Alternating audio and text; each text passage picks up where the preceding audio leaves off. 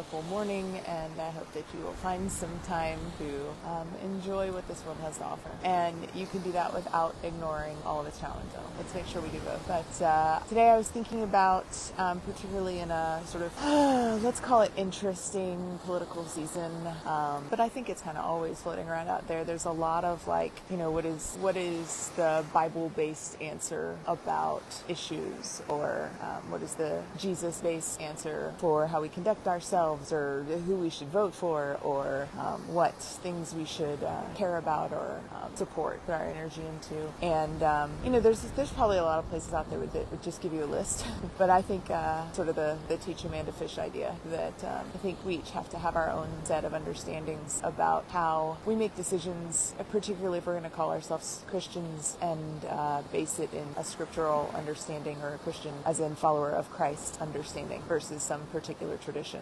So in the Presbyterian Church, I was taught that if we're gonna have some kind of idea that's based in Scripture, based in our faith, that the first authority on that is Jesus and the teachings of the gospel, and then the next would be the whole of Scripture. Below that would be the confessions, and below that the Book of Order. So what that means is, if there's anything we come across that interferes with that hierarchy, so like if you find something in the Old Testament and it feels like it conflicts with what Jesus is teaching, then you go with Jesus. If you read something in the New Testament letters and it feels like conflicts with what Jesus is teaching, you go with Jesus. If you experience something out in the world, etc.